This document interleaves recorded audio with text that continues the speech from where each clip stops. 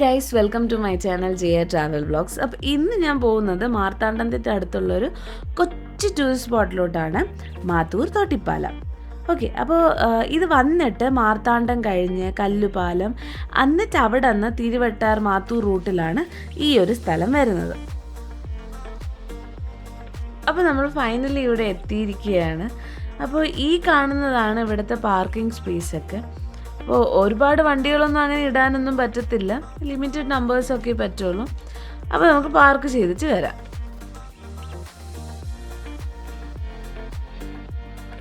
അപ്പോൾ ആ നേരെ കാണുന്ന വഴി കൂടെയാണ് നമ്മൾ പാലത്തിൻ്റെ അകത്തോട്ട് പോകുന്നത്. ഈ നമ്മൾ കയറുമ്പോൾ തന്നെ ഇടതുവശത്ത് പൈനാപ്പിള്, മാങ്ങ ഇതൊക്കെ ഇങ്ങനെ വെട്ടി ഉപ്പിലിട്ടതും മുളക് ഇട്ട് വെച്ച് അവിടെ വിൽക്കാനായിട്ട് വെച്ചിട്ടുണ്ട്. പിന്നെ കുഞ്ഞുങ്ങളുടെ കളിപ്പാട്ടമൊക്കെ ആയിട്ട് ചെറിയ കടയുണ്ട് അവിടെ. ഓക്കെ, അപ്പോൾ നമുക്ക് ടിക്കറ്റ് എടുക്കാനായിട്ട് പോവാം. അപ്പോൾ ടിക്കറ്റ് എടുക്കാനായിട്ട് ഇവിടെ ഒരു അങ്കിൾ ഇരിപ്പുണ്ട്. അപ്പോൾ അങ്കിളാണ് ടിക്കറ്റൊക്കെ എടുത്ത് തരുന്നത് നമുക്ക്. ഒരാളുടെ ടിക്കറ്റ് പ്രൈസ് എന്ന് പറയുന്നത് 5 രൂപയാണ്, ക്യാമറയ്ക്ക് 25 രൂപ. അപ്പോൾ ഒരാളും ക്യാമറയും അങ്ങനെ 30 രൂപയാണ് വരുന്നത്. അപ്പോൾ നമുക്ക് ടിക്കറ്റൊക്കെ എടുത്തിട്ട് അകത്തോട്ട് പോവാം.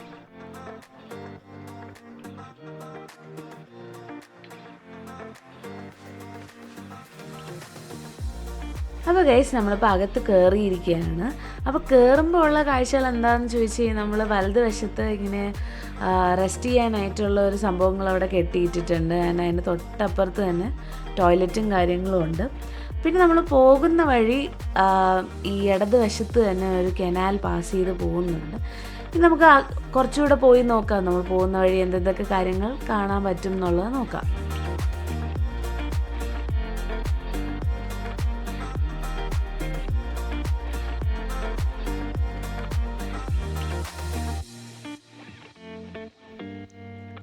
അപ്പോൾ നമ്മുടെ ആ ഗേറ്റിൽ നിന്ന് പാലത്തിലോട്ട് എത്താനായിട്ട് കുറച്ച് നടക്കാനുണ്ട്. അപ്പോൾ നമ്മൾ നടന്ന് അതായത് ഏകദേശം പാലം എത്താറാവുന്ന സമയത്ത് നമ്മൾ പുറത്ത് കണ്ടതുപോലെ തന്നെ അകത്തും പൈനാപ്പിള്, ഈ കരിക്ക്, അങ്ങനത്തെ കാര്യങ്ങളെല്ലാം റിഫ്രഷ്മെൻറ്റ്സ് ഒക്കെ ഈ പുറത്ത് കണ്ടതുപോലെ അകത്തും ഉണ്ട്. ഓക്കെ, അപ്പോൾ നമ്മൾ പാലം എത്താറായി. ആ കാണുന്നതാണ് പാലം. അപ്പോൾ ഇവിടെ 2 വഴിയുണ്ട്. ഒന്ന് താഴോട്ട് ഇറങ്ങുന്ന ഒരു പടിയും പിന്നെ ഇടതുവശത്ത് കാണുന്നത് പാലവും.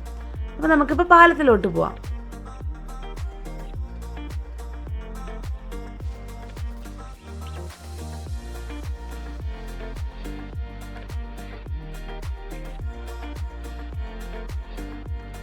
അപ്പോൾ നമ്മൾ പാലം കയറിയിരിക്കുകയാണ്. അപ്പോൾ ഞാൻ നേരത്തെ കാണിച്ച ആ കനാൽ സൈഡിൽ കൂടെ ഒഴുകുന്നുണ്ട്. അപ്പോൾ കുറച്ചുകൂടെ അങ്ങ് അകത്തോട്ട് കയറി നോക്കാം, ഇനി എങ്ങനെയാണ് അവിടുത്തെ കാഴ്ചകളും കാര്യങ്ങളും നോക്കുക. അപ്പോൾ ഗൈസ്, നമ്മൾ പാലത്തിൻ്റെ ഹൈറ്റ് ആയിട്ടുള്ള സ്ഥലത്ത് എത്തി തുടങ്ങി. ആൻഡ് വ്യൂ ഒരു രക്ഷയില്ല, നല്ല അടിപൊളി വ്യൂ. അപ്പോൾ നമ്മൾ ഇവിടെ നിന്ന് താഴോട്ട് നോക്കുമ്പോൾ ഒരു ഭയാനകമായിട്ടുള്ള വ്യൂ ആണ് കാണുന്നത്. നമ്മൾ അത്രയും ഹൈറ്റഡ് ആയിട്ടുള്ള സ്ഥലത്താണ് നിൽക്കുന്നത്. അപ്പോൾ റൈറ്റ് സൈഡിലോട്ട് നോക്കുമ്പോൾ നമ്മൾ വന്ന ആ റോഡും കാര്യങ്ങളൊക്കെയാണ് ഇപ്പോൾ കാണുന്നത്. ഞാൻ ഇടതുവശത്ത് നോക്കുമ്പോൾ പിന്നും ആ കനാൽ പാസ് ചെയ്തുകൊണ്ടിരിക്കുകയാണ്. അപ്പുറത്ത് കാടും കാര്യങ്ങളുമാണ് കാണുന്നത്. ഓക്കെ, അപ്പം കുറച്ചുകൂടെ അങ്ങോട്ട് പോയി നോക്കാം എങ്ങനെയാണ് മുകളിൽ നിന്ന് താഴോട്ടുള്ള വ്യൂ ഒക്കെ കാണുന്നത് നോക്കാം.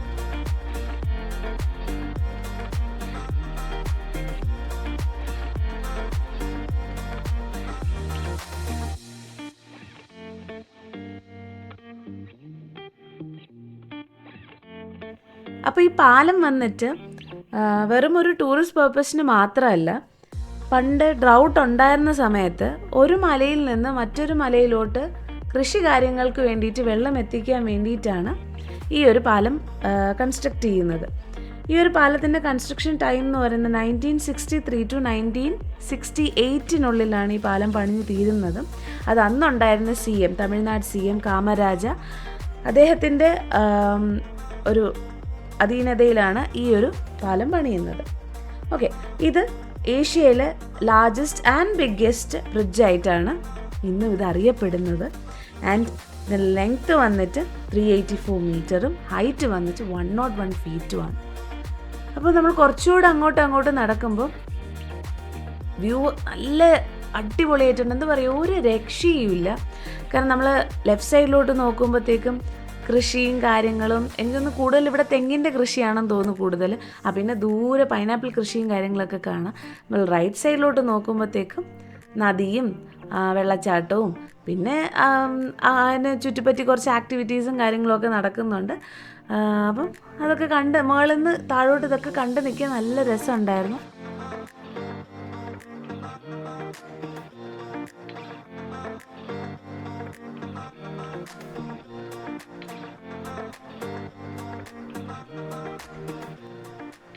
അപ്പോൾ ഗൈസ്, നമ്മളങ്ങനെ നടന്ന് ബ്രിഡ്ജിൻ്റെ നടുക്ക് എത്തിയിരിക്കുകയാണ്.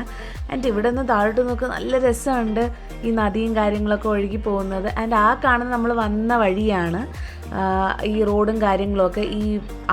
അവിടെ ഒരു ചെറിയ പാലമുണ്ട്, അതൊക്കെ ക്രോസ് ചെയ്താണ് നമ്മൾ വരുന്നത് തന്നെ. ആൻഡ് നല്ല രസമുണ്ടായിരുന്നു. പൊതുവേ എനിക്ക് ഹൈറ്റൊക്കെ പേടിയുള്ള ഒരാളാണ്, എന്നാലും നല്ലൊരു വ്യൂ ആണ്, കണ്ട് നിൽക്കാനും നല്ല രസമുണ്ട്. ഇവിടെ ആ ടൈം ഇത്തിരി നേരം ഇതൊക്കെ കണ്ടൊന്ന് ടൈം സ്പെൻഡ് ചെയ്യാനും കാര്യങ്ങൾക്കൊക്കെ നല്ല രസമുള്ളൊരു വ്യൂ തന്നെയായിരുന്നു ഇവിടെ.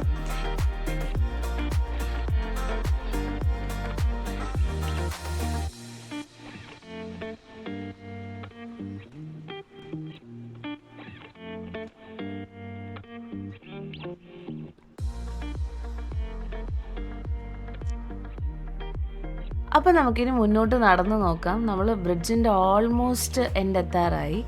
അപ്പോൾ ഇവിടെ നിന്ന് താഴോട്ട് നോക്കുമ്പോൾ ഒരു വാച്ച് ടവർ പോലൊരു സംഭവം കാണാം.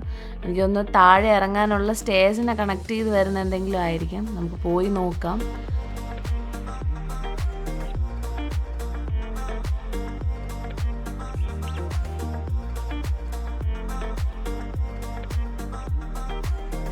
പിന്നെ ഈ റൈറ്റ് സൈഡിൽ കാണുന്ന പടിയാണ് നമ്മൾ ഈ ബ്രിഡ്ജ് ഇറങ്ങിയിട്ട് തിരിച്ച് താഴോട്ട് ഇറങ്ങാനുള്ള പടിയാണ് ആ റൈറ്റ് സൈഡിൽ കാണുന്നത്. അപ്പോൾ ഇവിടെ കഴിഞ്ഞിട്ട് നമ്മൾ ആ സൈഡിലോട്ടായിരിക്കും പോകുന്നത്.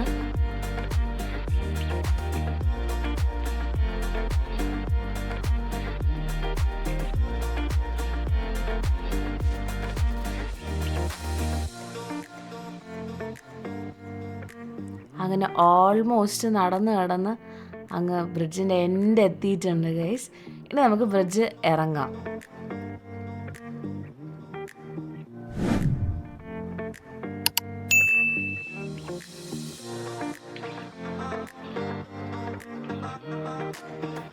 അപ്പോൾ നമ്മൾ പാലമൊക്കെ ഇറങ്ങിയാണ്. എൻ്റെ ഈ സൈഡിൽ കൂടെ ഒഴുകുന്ന കനാല് ഇവിടെ വന്ന് ചേർന്നിട്ട് പിന്നെ കൃഷി ആവശ്യങ്ങൾക്ക് വേണ്ടിയിട്ട് അങ്ങോട്ട് പോകും. ഓക്കെ, ശരി. അപ്പോൾ നമുക്ക് താഴോട്ട് ഇറങ്ങാം. അപ്പോൾ ഇറങ്ങുന്ന വഴി കടയും കാര്യങ്ങളും ഒക്കെ ഉണ്ട്. ഇത് കണക്ക് പൈനാപ്പിളും കാര്യങ്ങളും സ്നാക്സും ഒക്കെ ഇവിടെയും കിട്ടും. പിന്നെ നമ്മൾ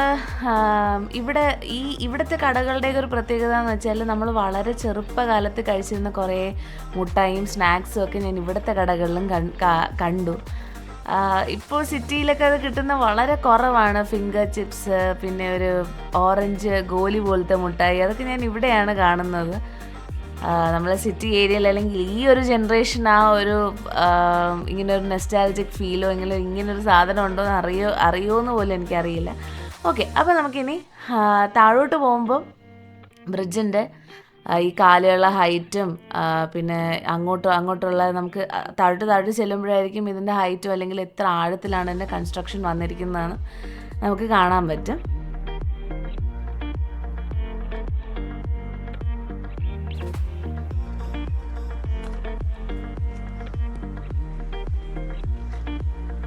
ശരിക്കും പറഞ്ഞാൽ ഈ ഒരു സ്ഥലത്ത് നിന്ന് ഈ ബ്രിഡ്ജ് നോക്കുമ്പോഴത്തേക്കും ശരിക്കും ഒരു അത്ഭുതം തന്നെ തോന്നുന്നുണ്ട്. കാരണം ഈ ബ്രിഡ്ജിൻ്റെ കാലുകൾ കാണുമ്പോൾ തന്നെ ഭയങ്കര ഹൈറ്റിലും ഇത്രയും ഒരു വണ്ണത്തിലും ആ ഒരു ടൈമിലെ കൺസ്ട്രക്ഷൻ ശരിക്കും പറഞ്ഞാൽ ഒരു എന്താ പറയുക, ഒരു ക്രിയേറ്റീവ് ആൻഡ് അത്ഭുതകരമായിട്ട് തന്നെ തോന്നും. കാരണം ആ ഒരു ടെക്നോളജി വളരാത്തൊരു ടൈമിൽ ഇങ്ങനൊരു ഐഡിയോളജി തോന്നുകയും ഇങ്ങനൊരു കൺസ്ട്രക്ഷൻ ക്രിയേറ്റ് ചെയ്യാനായിട്ടുള്ളൊരു ധൈര്യവും ശരിക്കും ഒരു അമേസ് ഫീലിംഗ് തന്നെയാണ്. കാരണം ഇതുവരെ ഒരു കുഴപ്പവും പറ്റാതെ മെയിൻറ്റെയിൻഡ് ആവുകയാണെങ്കിൽ അത്ര അടിപൊളി കൺസ്ട്രക്ഷൻ തന്നെയാണത്.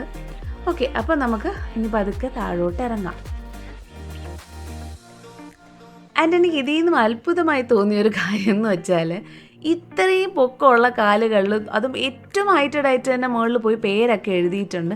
ഇതൊക്കെ എങ്ങനെ സാധിക്കുന്നു എന്നുള്ളതാണ് സത്യം പറഞ്ഞാൽ. ഈ ഒരു പ്രവൃത്തിയോട് എനിക്ക് തീരെ താല്പര്യമില്ലാത്ത കാര്യമാണ്. കാരണം ഒരു കഷ്ടപ്പെട്ടൊരു നമ്മുടെ നാടിൻ്റെ ഒരു നല്ലൊരു കൺസ്ട്രക്ഷനിൽ ഇങ്ങനെ പോയി പേരെഴുതി മോശമാക്കി വെക്കുന്നത് ശരിക്കൊരു ബോറ് പരിപാടിയാണ്. ഓക്കെ, അപ്പം ഈ നേരെ കാണുന്നതാണ്, എനിക്ക് വാച്ച് ടവർ പോലെയാണ് ആദ്യം തോന്നിയത്, പക്ഷേ അല്ല, ഒരു ചെറിയ ടെൻ്റ് കെട്ടി താഴോട്ട് ഇറങ്ങാനുള്ള സ്റ്റേഴ്സാണിത്.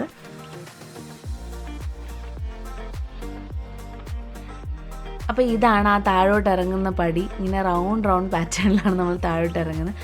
മാക്സിമം എഴുതി നശിപ്പിച്ചിട്ടുണ്ട് ഇതിനെ.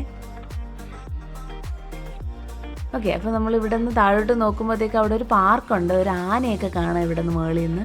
ഇനി താഴോട്ട് ഇറങ്ങിയിട്ട് നോക്കാം എങ്ങനെയാണെന്നുള്ളത്.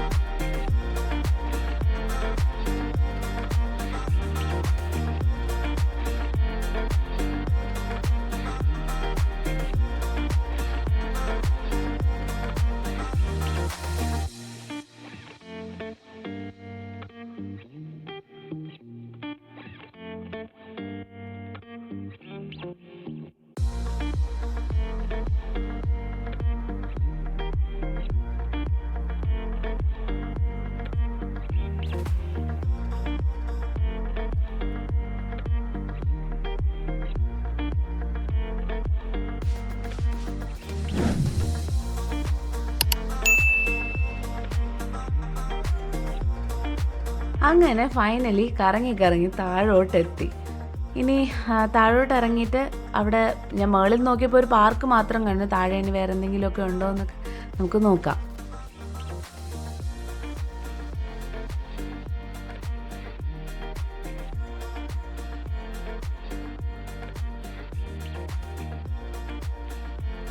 അപ്പോൾ നമ്മൾ താഴോട്ട് ഇറങ്ങി ഇനി പാർക്കിലോട്ട് പോവാം. അപ്പോൾ മേളിൽ നിന്ന് തന്നെ കുറച്ച് ഈ ആന, ജിറാഫ് അങ്ങനത്തെ കാര്യങ്ങളൊക്കെ മേളിൽ നിന്ന് തന്നെ കാണാമായിരുന്നു.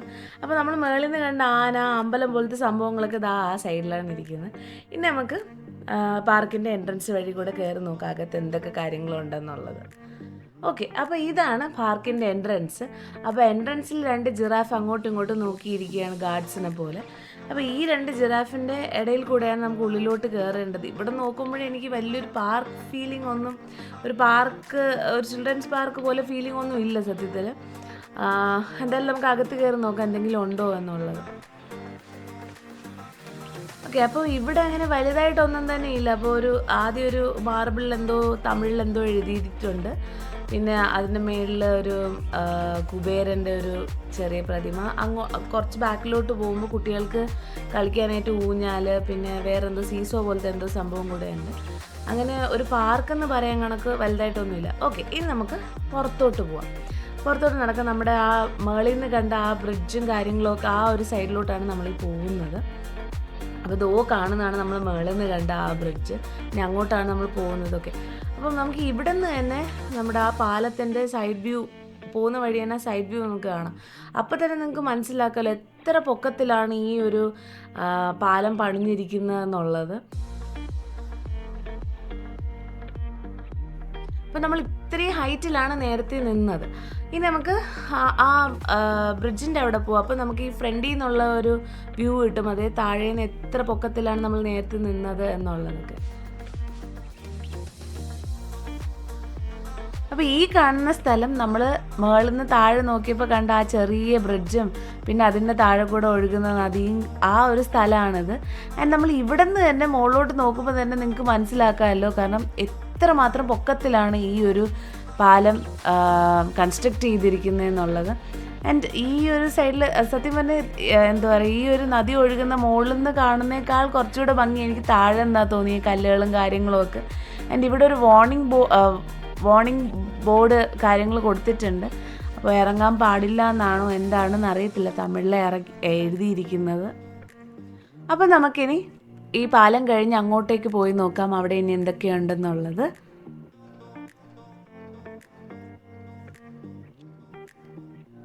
ഓക്കെ, അപ്പോൾ നമ്മളിപ്പോൾ അവിടെ നിന്ന് ഇറങ്ങിയിട്ട് മുകളിലോട്ട് പോകാനുള്ള പടി കയറാൻ ആ സൈഡിലോട്ട് പോവുകയാണ്.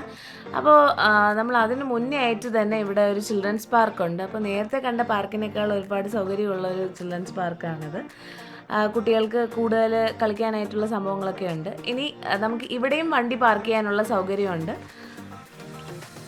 ഓക്കെ, അപ്പോൾ നമ്മൾ പടി കയറുന്നതിൻ്റെ ഇടയിൽ തന്നെ ഒരുപാട് ഡൈനോസറും അങ്ങനത്തെ കുറേ കാര്യങ്ങളൊക്കെ ഉണ്ട്. അപ്പോൾ അതൊക്കെ ആയിട്ട് സെൽഫിയൊക്കെ എടുത്ത് അപ്പോൾ അതൊക്കെ റെസ്റ്റ് എടുത്ത് മുകളിൽ കയറാൻ, കാരണം പടികൾ ഒരുപാടുണ്ട് നമുക്ക് കയറാനായിട്ട്.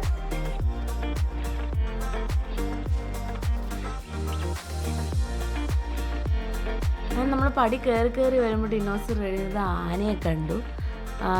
നമ്മൾ ഇത്രയും ഈ പാലമെല്ലാം കഴിഞ്ഞ് താഴോട്ടൊക്കെ പോയി അവിടെയൊക്കെ കറങ്ങി തിരിച്ച് ഈ പടി കയറാനായിട്ട് അത്യാവശ്യം നല്ല ബുദ്ധിമുട്ടുണ്ടായിരുന്നു. കാരണം നല്ല സ്റ്റീപ്പ് പടികളും പിന്നെ ഒരുപാട് പടികളുണ്ടായിരുന്നു.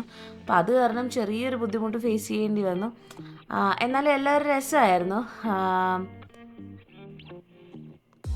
ഓക്കെ ഗൈസ്, അപ്പോൾ ഇതൊക്കെയാണ് ഇവിടെ കാണാനുള്ള കാര്യങ്ങളും കാഴ്ചകളും ഒക്കെ. അപ്പോൾ ശരി, നമുക്കിനി വണ്ടിയൊക്കെ എടുത്ത് വീട്ടിലോട്ട് പോവുകയാണ്. അപ്പോൾ നമ്മൾ പടിയൊക്കെ കയറി കഴിയുമ്പോൾ ഞാൻ വീഡിയോയിൽ ആദ്യം കാണിച്ച നമ്മൾ അക്വഡക്റ്റ് കയറുന്ന അതേ പോയിന്റിൽ തന്നെ നമ്മൾ തിരിച്ചെത്തും. ആൻഡ് അവിടെ നിന്ന് പിന്നെ നേരെ നടന്ന് കാർ പാർക്കിങ്ങിലോട്ട് പോകുന്നതായിരിക്കും. അപ്പോൾ എനിക്ക് അതായത് ഈ പാലത്തിൽ എനിക്ക് ശ്രദ്ധിക്കണമെന്ന് തോന്നിയ ഒരു കാര്യമാണ്, അതായത് സൈഡിലത്തെ റെയിൽസ് പൊക്കം ഉണ്ടെങ്കിലും നല്ല അകലമാണ്. അപ്പോൾ ഈ കുട്ടികളൊക്കെ ആയിട്ട് വരുന്നവരൊന്ന് സൂക്ഷിച്ചാൽ നല്ലതായിരിക്കും. കാരണം റെയിൽസ് തമ്മിൽ നല്ലൊരു അകലമുണ്ട്. അപ്പോൾ ഈ കുഞ്ഞു കുട്ടികളൊക്കെ വരികയാണെങ്കിൽ അതുവഴി കൂടെ താഴോട്ട് തെറിച്ചു പോകാനുള്ള നല്ല സാധ്യതകളുണ്ട്.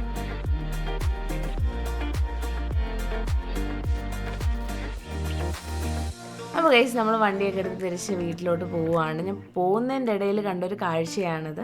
നല്ല ഭംഗിയുള്ളൊരു കാഴ്ചയായതുകൊണ്ട് നിങ്ങളെയും കാണിക്കാമെന്ന് വിചാരിച്ചു. നമ്മൾ നേരത്തെ കണ്ട പാലത്തിൻ്റെ താഴെ കൂടെ ഒഴുകുന്ന നദിയാണ് ആ കാണുന്നത്. ശരി, അപ്പോൾ കന്യാകുമാരി സൈഡൊക്കെ ഒരു ട്രിപ്പ് പ്ലാൻ ചെയ്യുന്നവർക്ക് ഈ ഒരു പ്ലേസ് കൂടെ നിങ്ങളുടെ ട്രിപ്പിൽ ബക്കറ്റ് ലിസ്റ്റിൽ ആഡ് ചെയ്യാവുന്നതാണ്. ഇത് എന്തായാലും ലൈഫ് ടൈമിൽ കണ്ടിരിക്കേണ്ട ഒരു കാര്യം തന്നെ, ഒരു സ്പോട്ട് തന്നെയാണ്. ഒരിക്കലും മിസ് ഔട്ട് ചെയ്യരുതെന്ന് ഞാൻ പറയും. ഓക്കെ, അപ്പോൾ നിങ്ങൾക്ക് എൻ്റെ ഈ കുഞ്ഞു വീഡിയോ ഇഷ്ടപ്പെട്ടെങ്കിൽ please do like, share and subscribe. അപ്പോൾ ഇത്രയൊക്കെയുള്ളൂ ഗൈസ്. Okay, by.